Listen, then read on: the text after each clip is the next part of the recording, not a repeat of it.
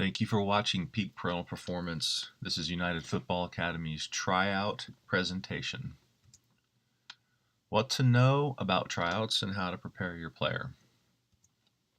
Preparing your player. Mental preparation is very important, and setting realistic expectations will help in the whole process.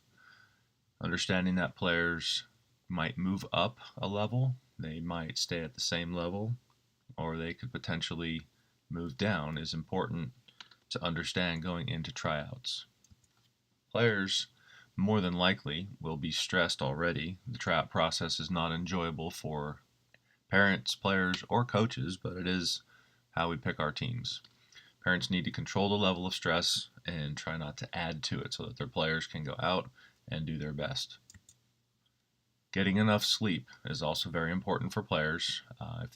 If they're going to perform, they have to be well rested, and they have to have that sleep to provide some recovery and some repair for their bodies. We do not recommend sleepovers prior to competitions and prior to tryouts. Nutrition is very important, especially for athletes. Players will get out of their bodies what they put into it, and we want them to be able to perform at the top level. Please don't feed your player within 2 hours of tryouts, or they will still be digesting their food as they're trying to compete, and those two together don't typically work out well. Prior to the tryouts, a short period of time before, if they want a small snack of fruit or an energy bar, that would be okay. Players should not be drinking energy drinks. They don't need sport drinks before tryouts. Sports drinks are typically for recovery. So at the end of the night, maybe a little Gatorade or Powerade or whatever works for them would be appropriate. What are tryouts? That's an opportunity for coaches to evaluate players in a large setting and make decisions on where they should play, what level of play they're currently at. The state of Georgia determines the dates, and we have to comply with those dates. We cannot start any earlier, or we would be in violation of Georgia soccer rules. United Football Academy is a large club.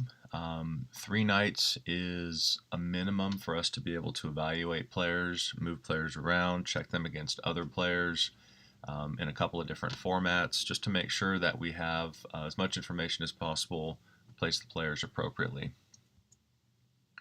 Attending all 3 nights is going to give your player the best opportunity to be evaluated by coaches. If they're only able to attend 1 night, it's not the end of the world for them. They need to, or you as a parent, need to communicate that to the coach so we can get as best an evaluation as possible. But again, 1 night out of 3, when 3 sometimes doesn't provide enough, really limits your player's opportunity to get placed on as high a team as possible. You'll need to register for tryouts at unitedfa.org.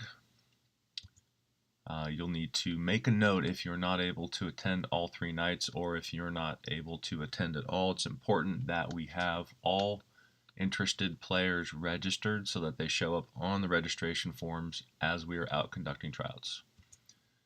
Communicate with your current coach if you're already at United Football Academy. If you cannot attend, they will be able to help in some ways, provide a reference for that player. So U9s and U10s are chosen for pools of approximately 18 players. The U11 and U12 are chosen for teams of approximately 12 players per team.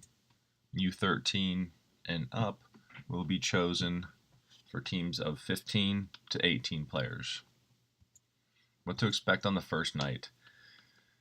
Parents sometimes want to know, are the teams pre-picked?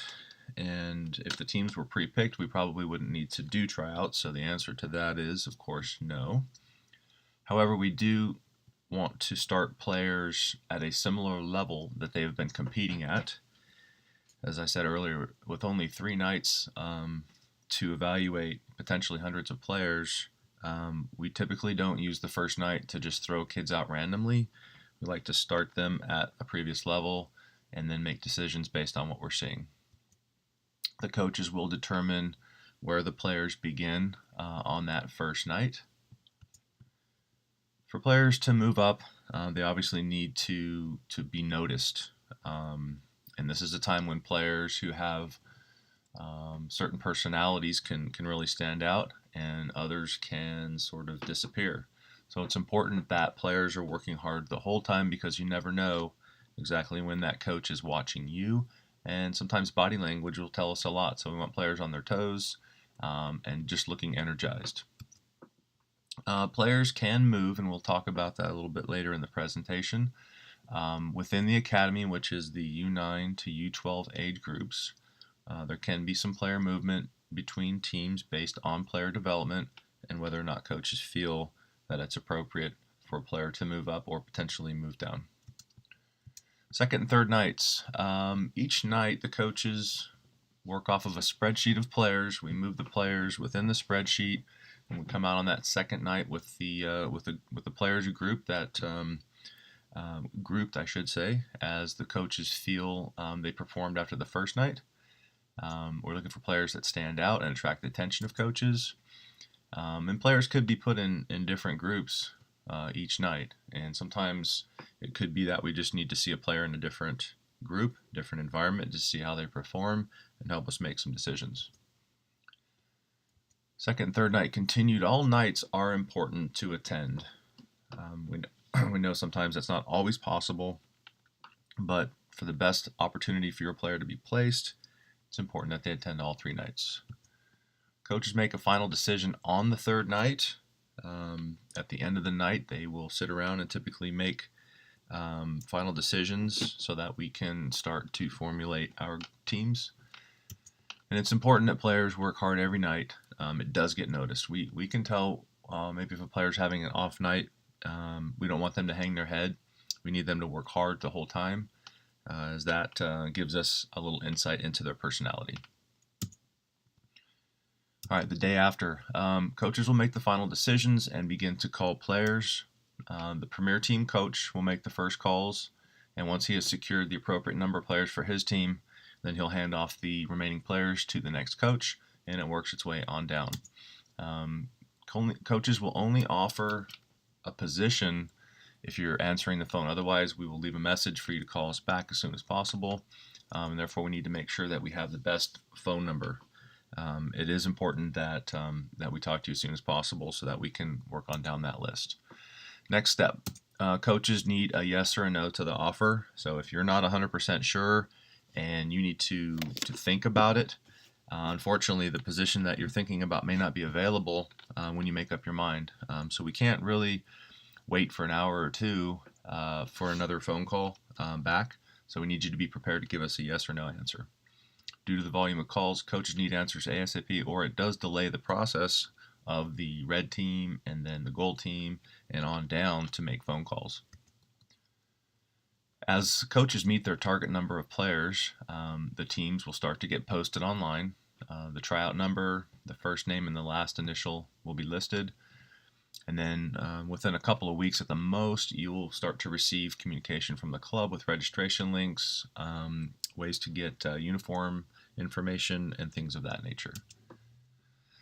So again, tryouts are challenging for everybody involved, for players, parents, and coaches. Coaches, we do the best job that we possibly can in determining where the players' level of play should start. And we're looking at players in May and June, and sometimes we don't get to see them again until August. So it's important that players work hard during the summer. U12 and below players, for player movement, we can move players up and down, and we typically will do that in August at team camp. Player chosen for a group that shows up and maybe hasn't touched a ball in a couple of months. And there's some players that have been really working hard all summer. There might be a need for us to move a player down and move other players up.